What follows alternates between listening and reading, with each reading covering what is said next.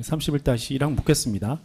그 증인은 비상계엄이 실제 선포될 수도 있으니까 그 윤석열 전 대통령이 지시한 국회 통제를 위한 투입 가능한 국회 인근을 포함한 서울 시내 야간 기동대 가용 현황을 확인해 보기 위해서 주진우 경비부장에게 전화한 것은 맞습니까?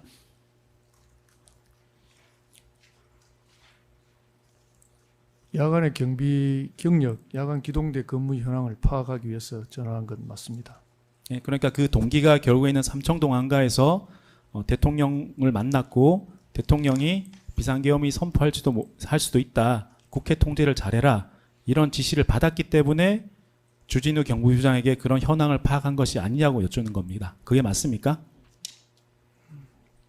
당시에는 그 계엄이란 부분에 대해서 제가 회의적으로 생각했기 때문에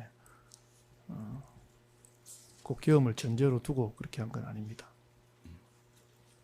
알겠습니다. 33-2항 묻겠습니다. 그 증인이 서울경찰청 사무실로 복귀하여 비상계엄 사항을 대비한 국회 인근 야간 기동대 현황을 점검할 것이라는 점검할 예정이라는 것을 그 삼청동 안가에서 서울경찰청으로 복귀하던 조주호 경찰청장 관용차 안에서 조주호 청장에게도 알려주어서 조주호 청장도 이를 알고 있었죠. 그 부분 말씀드리지 않겠습니다.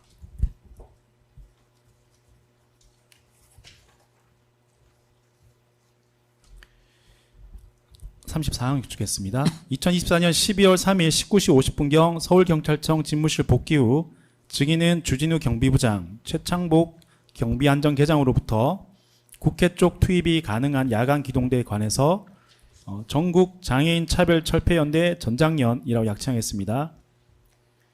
철야 집회 대비를 위한 기동대 4개, 27, 45, 71, 87 기동대, 당일 철야 근무 예정인 여의도 타격대 1개, 56 기동대, 국회 1, 2문 쪽 기본 배치되는 부대입니다.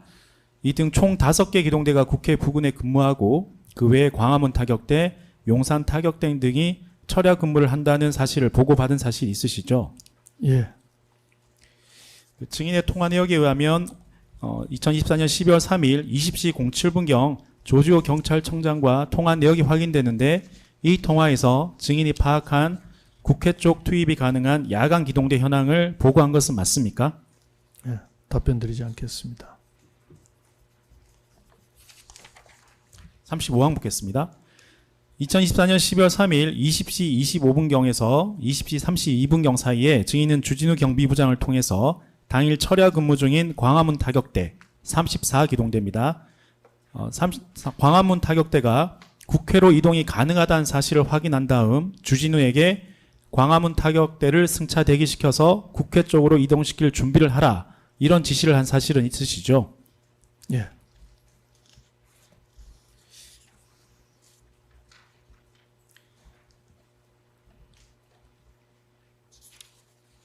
36항부터 37항까지는 모두 생략하겠습니다. 38항 바로 여쭙겠습니다. 2024년 12월 3일 22시경을 기준으로 여쭙겠습니다. 22시경을 기준으로 증인은 비상계엄 선포 직후에 국회 출입을 통제할 경찰 기동대 6개의 준비를 마쳤던 것은 맞으시죠?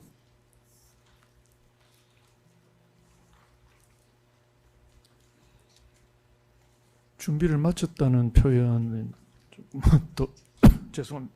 준비를 마쳤다는 표현은 제가 동의할 수가 없고 저는 야간에 근무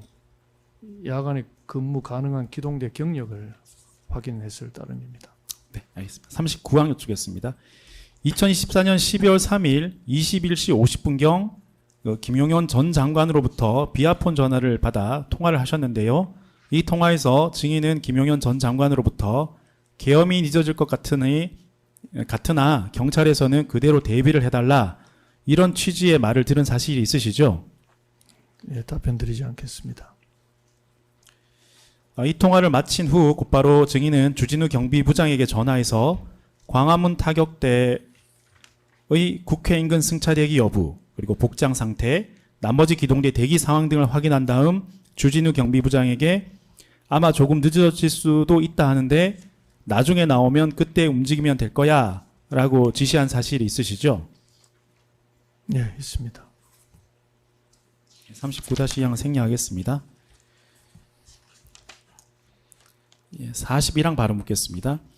윤석열 전 대통령의 비상계엄 선포 담화를 마친 직후인 2024년 12월 3일 22시 30분경 증인은 주진우 경비부장에게 전화해서 기동대원들의 복장 및 대기 상황, 경력 배치 현황 등을 확인한 다음 국회 출입을 전면 차단하기 위한 경찰 기동대 배치를 지시한 사실이 있으시죠?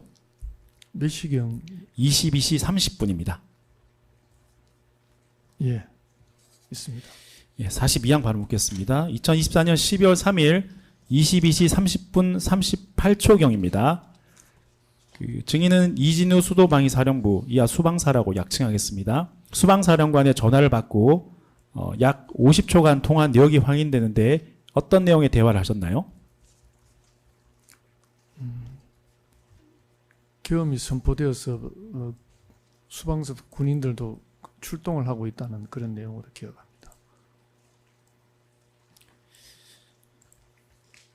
단순히 수방사 계엄군이 국회로 출동한다 이 사실만 알려주고 다른 특별한 대화를 한 기억은 없으십니까? 예, 그렇습니다. 이 통화에서 혹시 이진우 수방사령관이 수방사 군인이 국회에 들어갈 수 있도록 경찰이 좀 협조해달라 이런 취지의 부탁을 하던가요? 처음 온 전화에서는 그런 내용이 없었던 걸로 기억합니다. 네, 42-2항 묻겠습니다. 이진우 수방사령관이 이제 수방사 군인들도 국회로 출동하고 있다라고 말을 했다고 했는데요. 이 수방사 소속 군인들이 국회에서 어떤 임무를 할 것이라고도 설명을 했었습니까? 아니, 기억나지 않습니다.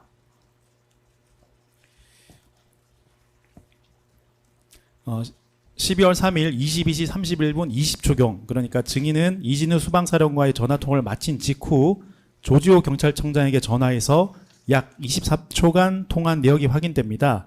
이 23초간의 통화에서 조지호 경찰청장에게 이 직전 이진우 수방사령관과 통화한 내용에 대해서도 보고하셨습니까?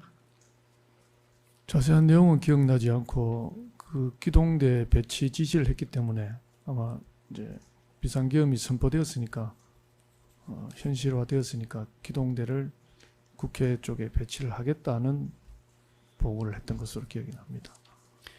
이때 그 수방사 계엄군도 국회로 온답니다. 이런 취지의 얘기는 하지 않으셨습니까? 그렇습니다. 그런 기억이 잘 구체적으로 다 나지는 않습니다.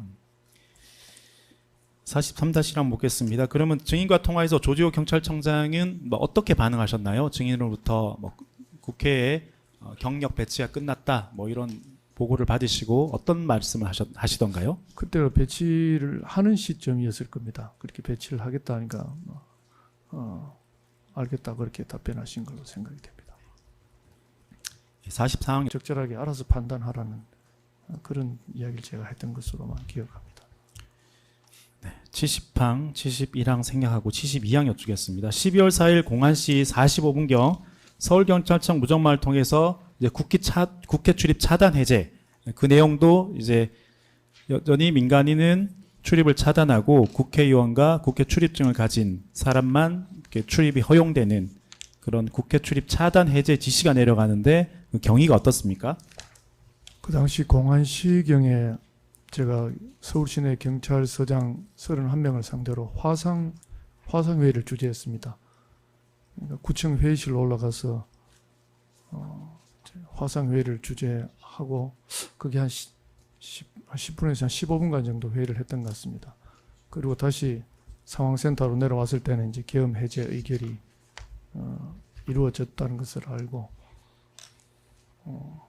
현장 상황을 좀 판단해 보니까 아직 그 계엄군들이 그 국회 내에도 다수 있고 또 바깥에는 많은 시민들이 밀집해 있다고 해서 지금 상태에서 이걸 해제하면은 어떤 충돌, 안전사고의 우려가 있다고 생각해서 좀 더 제가 상황을 지켜보다가 군인들이 순차적으로 좀 빠진다는 그런 보고를 받고 또 참모들도 군인들이 빠지고는 있으니까 지금 좀 적절한 타이밍이 같다 또 이야기를 하고 해서 제가 그런 것들을 종합해서 1시 40분 좀 전에 30몇 분경에 제가 조조 청장한테 전화를 해서 현장 상황을 설명하고 지금 계엄군들이 좀 빠지고 있는 상황이니까 지금 좀 다시 국회를 해제하는 건 맞겠다고 제가 그렇게 건의를 드리고 해제가 된 것으로 기억하고 있습니다. 네. 72의 사항만 여쭙고 주시면 마칠게요. 조금 전에 이제 증언하시기도 하셨는데 증인께서 이제 국회 차단 해지를 지시하는 과정에서 조지호 경찰청장에게도 보고를 했다고 하셨는데 결과적으로 조지호 경찰청장도 국회 출입을 해제하는 것에 동의하셨다 이 말씀인 거죠? 예, 그렇습니다. 예, 주신문 여기까지 하겠습니다. 예, 알겠습니다. 아까 말씀드린 대로 저 증인께 조금 죄송한데 예. 피고인이 식사를 조금 하셔야 돼가지고 조금 텀을 좀 둬서 계속해도 될까요? 예, 괜찮습니다. 괜찮으세요? 이왕 나오신 김에 그냥 한꺼번에 예, 하는 게 나을 것 괜찮습니다. 같아서 예. 반대. 그러세요? 아니